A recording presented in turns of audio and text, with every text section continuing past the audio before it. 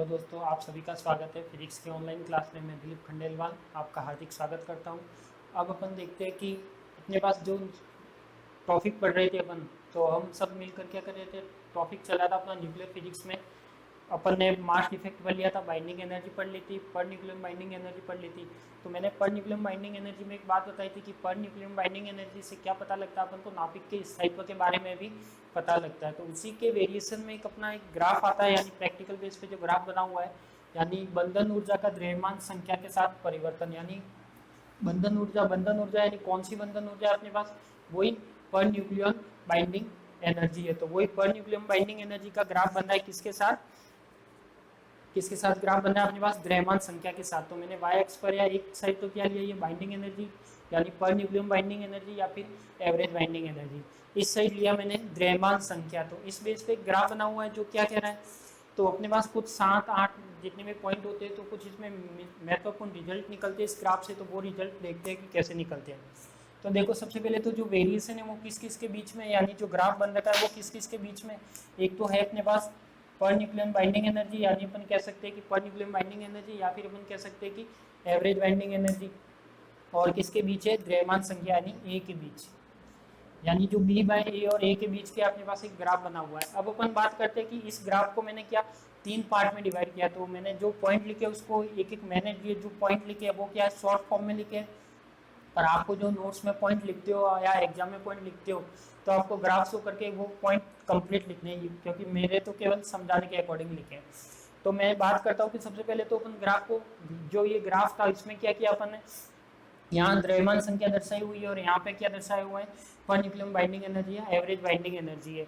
अब अपन बात करें, इस ग्राफ को मैंने 3 पार्ट में डिवाइड किया। 3 पार्ट में डिवाइड किया मतलब 3 पार्ट में कैसे डिवाइड किया, देखो यहाँ पे देख रहे होंगे तो आप 0 से लेकर जो 50 तक है, यानी ये 50 से क्या हो, छोटा हो, तो उसका तो मैंने दे दिया फर्स्ट भाग। यानी मैं लिखता हूँ कि यहाँ पे ए क्या हो, 50 से कम हो, तो वो दे दिया मैंने फर्स्ट भाग। यानी जो ग्राफ में मैंने 3 पार्ट में डिवाइड किया, तो फर्स्ट पार्ट क्या हो जाएगा अपना ये वाला।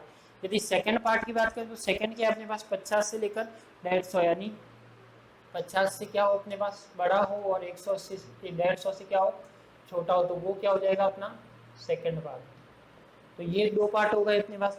थर्ड पार्ट को मैंने डिवाइड किया है, थर्ड पार्ट में यानी 150 से ऊपर, यानी कह सकते हैं कि ए क्या हो अपने पास 150 से ज़्यादा हो, तो उसको मैंने दे दिया थर्ड पार्ट या थर्ड पार्ट। तो इस ग्राफ को मैंने कैसे 3 पार्ट में डिवाइड किया है, तो फर्स्ट कर लिया 50, जब ए क्या हो अपने पास 50 से कम हो तो वो फर्स्ट भाग, जब सेकंड अपने पास 50 से 150 के बीच हो तो सेकंड भाग, 150 से बड़ा हो तो थर्ड भाग। अब अपन बात करते हैं, देखो फर्स्ट पॉइंट तो आपको वो लिखना है कि मैंने ग्राफ को 3 पार्ट में डिवाइड कर लिया, भाग फर्स्ट, भाग सेकंड और भाग थर्ड। तो परमाणु क्रमांक या एटॉमिक नंबर के अकॉर्डिंग वो तीनों पार्ट हो गए। अब अपन बात करते हैं कि जो सेकंड अपने पास जो पॉइंट आता है वो क्या है, बाइंडिंग एनर्जी यदि पॉजिटिव है तो नाभिक क्या होगा, स्थायी होगा।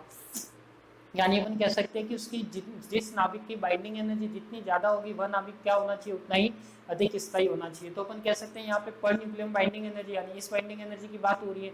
यदि यहाँ पे नाभिक की जितनी ज्यादा क्या होगी बाइंडिंग एनर्जी या एवरेज बाइंडिंग एनर्जी, या ये पर न्यूक्लियम बाइंडिंग एनर्जी, यानी बी बार का मान जितना अधिक होगा वही नाभिक क्या होगा, सर्वाधिक स्थायी होगा।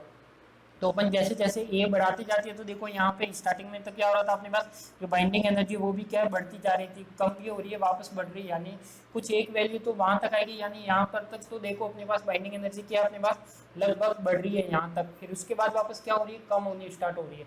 तो अपन कह सकते हैं कि जैसे जैसे यदि एवरेज बाइंडिंग एनर्जी पॉजिटिव होगी तो नाभिक क्या करेगा, वो स्थायी बताएगा या स्थायित्व को शो करेगा। तो फर्स्ट पॉइंट तो क्या हो गया अपना कि एवरेज बाइंडिंग एनर्जी क्या होगी, पॉजिटिव होगी, या फिर कह सकते हैं बाइंडिंग एनर्जी पॉजिटिव होगी तो अपना नाभिक क्या होगा, स्थायित्व को व्यक्त करेगा। सेकंड पॉइंट आता है अपने पास फर्स्ट भाग की बात करते हैं। फर्स्ट भाग क्या शो कर रहा है अपना, यहाँ से लेकर 50 तक, यानी 0 से 50 की बात करें। देखो फर्स्ट भाग में मैंने लिखा है कि ए बढ़ता है, यदि 0 से, सबसे पहले तो फर्स्ट भाग है, तो फर्स्ट भाग आपको पता होना चाहिए कि फर्स्ट भाग क्या अपने पास कहाँ से कहाँ तक है अपना 50, यानी ए क्या है अपना 50 से कम है, तो ये अपना क्या है फर्स्ट भाग है। अब मैंने लिखा है कि इसमें यदि द्रव्यमान संख्या बढ़ाते हैं तो बाइंडिंग एनर्जी भी बढ़ती है, यानी बी बार भी क्या होगा बढ़ेगा। तो देखो यहाँ पे जैसे अपन द्रव्यमान संख्या बढ़ा रहे हैं तो अपने पास जो बाइंडिंग एनर्जी वो भी क्या बढ़ रही है। तो यही लिखा है मैंने कि जब जैसे जैसे आप द्रव्यमान संख्या बढ़ाते हो तो यानी ए क्या हो रहा है ऊपर की ओर, यानी ए बढ़ रहा है, ए बढ़ने के साथ बाइंडिंग एनर्जी भी क्या हो रही है, बढ़ रही है। तो यदि आप ए 20 तक बात करते हैं, यानी आप इस पॉइंट तक बात करते हो, तो देखो इस पॉइंट तक तो क्या हो रहा है ए 20 तक, यानी ये वाला जो पॉइंट है, ये वाला पॉइंट है अपने पास, यानी यहाँ तक तो कह सकते हैं कि 0 से 20 तक तो क्या होगी, इसमें अचानक से तेजी से वृद्धि होगी, यानी वो क्या कर रहा है, ये अचानक रूप से बढ़ता है। देखो यहाँ पे अचानक रूप से बढ़ रहा था, फिर वापस धीरे धीरे बढ़ने लगा, यानी अपन कह सकते हैं कि ए से जो 20 तक होगा वो तो क्या होगा, अचानक यानी तेजी से बढ़ता है। और जब उसके बाद क्या होगा, इसके बाद वो धीरे धीरे बढ़ने लगेगा, यानी जब इससे ऊपर जाएगा यानी 50 तक जाएगा। फर्स्ट पार्ट कितना 50 तक है अपना, तो फर्स्ट पार्ट में बात करें यदि 20 तक तो देखे तो वो ग्राफ क्या कर रहा है, तेजी से बढ़ रहा है, यानी द्रव्यमान संख्या ए बढ़ाने पर बाइंडिंग एनर्जी तेजी से बढ़ती है। और यदि इसके बाद की बात करें यानी 20 से ऊपर की बात करें तो क्या होगा, फिर वो धीरे धीरे बढ़ती है। तो सेकंड पॉइंट क्या हो जाएगा कि फर्स्ट भाग में ए यदि बढ़ता है तो बाइंडिंग एनर्जी भी क्या होगी, बढ़ेगी। और कैसे बढ़ेगी, 20 तक तो तेजी से, 20 के बाद धीरे धीरे। फिर अपन बात करते हैं थर्ड पॉइंट। थर्ड पॉइंट आता है अपना जो मोस्ट इंपोर्टेंट है Fe56। कई बार एग्जाम में, कंपटीशन एग्जाम में पूछ चुके ये क्वेश्चन की सबसे ज्यादा स्थायित्व वाला नाभिक कौन सा है, और उसमें एक ऑप्शन ये भी होता है कि ये Fe56 है। ये चाहे फर्स्ट ग्रेड का एग्जाम हो या और भी कोई सा भी कंपटीशन हो, एमएससी एंट्रेंस हो, बहुत बार ये वाला क्वेश्चन पूछा जाता है Fe56 वाला कि सर्वाधिक स्थायी वाला नाभिक कौन सा है। तो अपन बात करते हैं Fe56, अपन बात कर रहे हैं किसमें, सेकंड पार्ट के लिए। तो सेकंड पार्ट में देखो 56 की बात हो रही है, 56 का आ रहा है अपना, लगभग आ रहा है अपने पास यहाँ पे आ रहा है। तो जब यहाँ पे 56 आएगा तो 56 यहाँ पे आएगा, तो अपन कह सकते हैं कि ये इसकी क्या होगी, जो यहाँ पे ये इसका मैक्सिमम पॉइंट होगा, यानी इस ग्राफ का जो मैक्सिमम पॉइंट है वही क्या अपने पास Fe56 है। तो मैं कह सकता हूँ कि ये Fe56 है, यही कितना अपना यहाँ पे मैक्सिमम पॉइंट। और यहाँ पे इसकी जो बाइंडिंग एनर्जी होती है वो कितनी होती है, पर न्यूक्लियम बाइंडिंग एनर्जी होती है 8.10 MeV। यानी सर्वाधिक स्थायी वाला नाभिक होगा वो कौन सा होगा अपने पास, Fe56, क्योंकि सर्वाधिक बाइंडिंग एनर्जी क्या है, इसी की है। उसके बाद वापस क्या हो रही है, बाकी की या तो कम है या फिर क्या यहाँ भी कम है और वहाँ भी कम है। तो मैक्सिमम पॉइंट यानी जो इसे बोलते हैं अपन पिक वैल्यू, तो वो पिक वैल्यू कौन सी अपने पास, ए की वैल्यू है 56, यानी Fe56 क्या होगा, सबसे ज्यादा से ज्यादा स्थायी होगा। तो ये वाली चीज आप दिमाग में रखना कि जो इस ग्राफ में होता है Fe56 सर्वाधिक स्थायी होता है। अब अपन बात करते हैं फोर्थ की। तो फोर्थ क्या अपने पास, ए क्या हो 20 से कम हो तो द्रव्यमान, यदि अपन बात करें कि 20 से कम की बात करें, यानी इस फर्स्ट वाले पार्ट की बात कर रहे हैं, यदि द्रव्यमान संख्या क्या हो 6 का पूर्ण गुणज हो। 6 का पूर्ण गुणज यानी देखो या तो 6 होना चाहिए या 8 होना चाहिए, 12 होना चाहिए या 20 होना चाहिए। इस टाइप में यदि कोई द्रव्यमान संख्या है तो वो क्या होगा अपने पास, पड़ोसी नाभिक से ज्यादा स्थायी होगा। पड़ोसी नाभिक यानी ये तो क्या है, मान लिया कि कोई परमाणु क्रमांक है, यानी एटॉमिक या मास नंबर है कितना अपना, A8 है।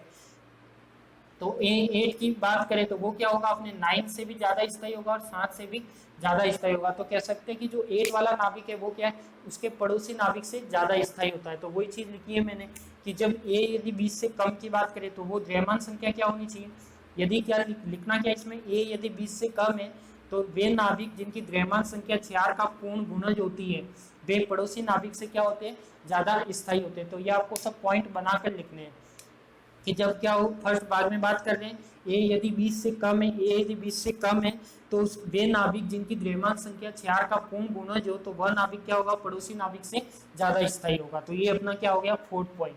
अब यदि बात करते हैं फिफ्थ पॉइंट की, फिफ्थ क्या कह रहा है कि 56 के बाद बाइंडिंग एनर्जी क्या हो रही है, कम हो रही है। तो ये आपको ग्राफ में देखो दिख ही रहा है, यहाँ पे ये अपना मैक्सिमम पॉइंट आ गया था, इसके बाद ये धीरे धीरे क्या कर रहा है, कम होती जा रही है। तो जब कम हो रही है तो यानी इसका क्या होगा, स्थायित्व भी कम होता जाएगा, क्योंकि अपन जानते हैं कि जो जिसकी बाइंडिंग एनर्जी ज्यादा होगी उसका स्थायित्व ज्यादा होगा। तो अपन बात कर सकते हैं कि ये क्या होगा, Fe56 के बाद बी बार की या बी बाय ए की वैल्यू क्या हो रही है, कम हो रही है। तो यही लिखा है कि मैंने A56 के बाद यदि अपन 56 यानी सर्वाधिक पिक पॉइंट के बाद की बात करें तो वो क्या होगा, बाइंडिंग एनर्जी को कम करता है। या फिर कह सकते हैं कि जैसे जैसे अपन हम द्रव्यमान संख्या A56 या 56 के बाद बढ़ते जाते हैं तो बाइंडिंग एनर्जी क्या होती है, कम होती जाती है। आप इसको कैसे भी बनाकर लिख सकते हो कि 56 के बाद यदि हम A बढ़ाते हैं तो बाइंडिंग एनर्जी क्या हो जाएगी, कम हो जाएगी। फिर अपने पास आते हैं मैजिक संख्या वाले नाभिक अधिक स्थायी होते हैं। मैजिक संख्या आपके पास कौन सी है, 4, 8, 20, 28, 52, ये सब के अपने पास मैजिक नंबर है। तो वो जब भी आप आगे आएंगे तो पढ़ेंगे। तो मैजिक नंबर वाले जो अवयव होते हैं या जो न्यूक्लियस होते हैं वही क्या होते हैं अपने पास, नाभिक स्थायी माना जाता है। यानी जो मैजिक नंबर वाले अपने पास जो नाभिक आएंगे वो क्या होंगे, सर्वाधिक स्थायी माने जाते हैं। अब अपने पास एक बात आती है विखंडन की और एक आती है संलयन की। देखो विखंडन किसे कहते हैं, यानी न्यूक्लियर फिजन और फिजन दोनों में डिफरेंस है। तो विखंडन, विखंडन का मीनिंग क्या होता है अपने पास, यानी कोई भी बाह्य नाभिक है, बाह्य नाभिक का क्या होता है, हल्के नाभिकों में टूटना। जैसे अपने पास क्या है, यूरेनियम है, यूरेनियम पर किसी को इंसिडेंट करवाए, यानी न्यूट्रॉन को इंसिडेंट करवाए तो वो दो पार्ट में तोड़ देता है। तो वही क्या होता है, बाहरी नाभिक दो हल्के नाभिक में कन्वर्ट हो जाते हैं। जब बाहरी नाभिक, यानी बाहरी नाभिक का मीनिंग था कि बाहरी नाभिक का एक कितना होगा, यानी बाई चांस यूरेनियम की बात करें, यानी एक कितना है 235। यदि यूरेनियम की बात करते हैं 235 की, तो उसकी बाइंडिंग एनर्जी तो क्या होती है, कम होती है। पर यदि वही नाभिक बाहर हल्के नाभिक में टूट गया, जैसे ही हल्के नाभिक में टूटा उसका ए क्या हुआ, बढ़ गया। जब ए बढ़ गया यानी वो हो सकता है कि वो शायद आ जाएगा अपना इस रीजन में, यानी सेकंड वाले रीजन में। जब वो सेकंड वाले रीजन में आ जाता है, इसका मतलब क्या हुआ, उसकी बाइंडिंग एनर्जी जो बाहरी वाला नाभिक था उसकी बाइंडिंग एनर्जी, जो हल्के वाले नाभिक की बाइंडिंग एनर्जी, दोनों के कंपेयर की बात करें तो बाइंडिंग एनर्जी किसकी ज्यादा होगी, या एवरेज बाइंडिंग एनर्जी किसकी ज्यादा होगी, हल्के नाभिक की ज्यादा होगी। तो अपन कह सकते हैं कि बी बार क्या होगा, बढ़ेगा। यानी जब अपन विखंडन की बात करते हैं, यानी विखंडन में क्या होगा अपने पास, कोई भी बाहरी नाभिक हल्के नाभिकों में टूटता है, यानी बाहरी नाभिक है, यदि बाहरी नाभिक हल्के नाभिकों में टूट गया तो हल्के नाभिकों में टूटेगा तो ये क्या होगा, अपनी बाइंडिंग एनर्जी बढ़ेगी। बाइंडिंग एनर्जी बढ़ेगी तो इसमें से क्या होगी, कुछ ऊर्जा भी निकलेगी। तो ये जो प्रोसेस कहलाएगा वही क्या कहलाएगा, अपना नाभिकीय विखंडन, जो आप 12th में पढ़ चुके हो। यहाँ भी आएगा, 3rd या 4th चैप्टर में आएगा। तो यहाँ पे आपको लिखना क्या है कि जब विखंडन या नाभिकीय विखंडन के बारे में लिखना है, यानी जब भी बाहरी नाभिक हल्के नाभिकों में टूटता है तो बाहरी नाभिक की बाइंडिंग एनर्जी कम, बाहरी नाभिक की बाइंडिंग एनर्जी कम होती है और हल्के नाभिक की बाइंडिंग एनर्जी क्या होती है, ज्यादा होती है। उसकी वजह से बाइंडिंग एनर्जी जब हल्के नाभिक में टूट जाएगा तो बी बार भी क्या होगा, बढ़ेगा। तो उससे क्या होगी, कुछ ऊर्जा निकलेगी। जब वो बाहरी नाभिक हल्के नाभिकों में टूटेगा तो कुछ एनर्जी निकालेगा, तो वही एनर्जी के कारण क्या कहलाएगा, अपना नाभिकीय विखंडन कहलाएगा। यदि बात करें नेक्स्ट अपने पास पॉइंट है नाभिकीय संलयन की, तो नाभिकीय संलयन भी क्या है अपने पास, नाभिकीय संलयन होता है हल्के नाभिकों का बाहरी नाभिक में बनना है। यानी जो दो हल्के नाभिक है वही क्या करता है, मिलकर एक बाहरी नाभिक में बनता है। तो बाहरी नाभिक में बनेगा तो उसमें भी बाइंडिंग एनर्जी क्या होगी, बढ़ेगी। तो उसमें भी क्या होगी, ऊर्जा मुक्त होगी। जो ऊर्जा मुक्त होगी तो वो भी क्या होगा अपने पास, संलयन वाला प्रोसेस होगा। जैसे विखंडन है वैसे क्या होगा, संलयन। इसमें दो हल्के नाभिक मिलकर, इसमें तो विखंडन में तो क्या बाहरी नाभिक हल्के में कन्वर्ट होता है, संलयन में क्या है, हल्का है वो बाहरी में कन्वर्ट होता है। ये वाली चीज होती है। तो अपने पास ये टोटल ग्राफ हो गया, बहुत इंपॉर्टेंट वेरिएशन है ये। तो आपको एग्जाम में, कॉम्पिटिशन एग्जाम में इसमें से ये वाला जो क्वेश्चन है आप इसमें इंपॉर्टेंट भी लगा देना कि ये आपको हर जगह कहीं ना कहीं एग्जाम में मिल ही जाएगा कि एफ सर्वाधिक स्थायी वाला नाभिक कौन सा है, या फिर जो वेरिएशन के अकॉर्डिंग देखे कि सर्वाधिक स्थायी नाभिक कौन सा है। तो जो सर्वाधिक स्थायी नाभिक है वो कौन सा अपने पास, Fe56 है। तो ये वाली चीज है अपने पास। तो टोटल कितने पॉइंट हो गए, लगभग 8 पॉइंट। तो ये और ये एक पार्ट वाला पॉइंट लगभग 8-9 पॉइंट हो गए। तो आप इसमें लगभग 2 या 2.5 नंबर का क्वेश्चन आसानी से अटेम्प्ट कर सकते हो। क्या किया मैंने, ग्राफ को 3 पार्ट में डिवाइड किया, फर्स्ट सेकंड थर्ड, 50 से कम, 50 से 150 और 150 से ज़्यादा। अब यदि फर्स्ट पॉइंट का बात की तो फर्स्ट पॉइंट क्या था, यदि बी बार क्या आता है अपने पास, पॉजिटिव आता है तो नाभिक क्या हो जाना चाहिए अपने पास, अधिक स्थायी होगा। तो ये आप बनाकर लिख सकते हो। सेकेंड पॉइंट है अपने पास कि यदि फर्स्ट भाग की बात करें, फर्स्ट भाग अपना कितना 50 से कम, तो उसमें क्या होगा, जैसे जैसे अपन द्रव्यमान संख्या बढ़ाते हैं, यानी यदि 20 तक बात करें तो द्रव्यमान संख्या बढ़ती है तो बाइंडिंग एनर्जी भी क्या होगी, तेजी से बढ़ेगी। 20 के बाद 50 तक क्या होगी, धीरे धीरे बढ़ेगी। तो वही क्या होगा अपना, ये वाला पॉइंट हो जाएगा। फिर अपन आते हैं मैक्सिमम पॉइंट में, यानी सेकंड पार्ट में आते हैं, यानी Fe56 की बात करते हैं। Fe56 की बात करेंगे तो ये क्या होगा अपना, सर्वाधिक स्थायी होगा, जिसकी बाइंडिंग एनर्जी पर न्यूक्लियन कितनी है, 8.8 MeV है। अब अपन 4 पॉइंट की बात करते हैं कि यदि एस 20 से कम है, यदि कोई भी द्रव्यमान संख्या की बात करें, द्रव्यमान संख्या यानी मास नंबर की बात करें, तो मास नंबर यदि 4 के मल्टीप्लाई की फॉर्म में, यानी 4, 8, 20, 12, 28 इस फॉर्म में है, यानी 4 का पूर्ण गुणज है, तो वो क्या होगा, पड़ोसी नाभिक से ज्यादा स्थायी होगा। अब अपन ये वाला पॉइंट हो गया। इसके बाद कहते हैं कि 56 के बाद जैसे जैसे अपन ग्राफ में द्रव्यमान संख्या 56 के आगे बढ़ते हैं तो ये बाइंडिंग एनर्जी क्या होती जाएगी, कम होती जाएगी। तो वही लिखा है कि 56 के बाद बाइंडिंग एनर्जी क्या होगी, कम होगी। फिर अपन बात करते हैं कि मैजिक संख्या, मैजिक संख्या वही 4, 8, 20, 28, 52, तो वो क्या होती है, मैजिक संख्या वाले नाभिक क्या होंगे, अधिक स्थायी होंगे। फिर वही विखंडन, विखंडन में भी क्या होगा, अपनी बाइंडिंग एनर्जी बढ़ेगी तो ऊर्जा मुक्त होगी। संलयन में भी क्या होगा, ऊर्जा मुक्त होगी तो क्या होगा, विखंडन और संलयन वाला प्रोसेस होगा। तो ये वाला आपका आज का टॉपिक था, बंधन ऊर्जा का द्रव्यमान संख्या के साथ परिवर्तन। स्क्रीनशॉट ले लेना इस ग्राफ का। वैसे तो ये ग्राफ यदि यहाँ पे बहुत छोटे छोटे बनाए तो यदि नहीं दिख रहा हो तो आप जो भी बुक फॉलो करते हो, चाहे आप CBH की बुक फॉलो करो, JBH की करो या JPH करो या RBD करो, सब में ये ग्राफ आपको मिल जाएगा। और भी कोई न्यूक्लियर की बुक है, सभी बुक में ये वाला ग्राफ आपको मिल जाएगा।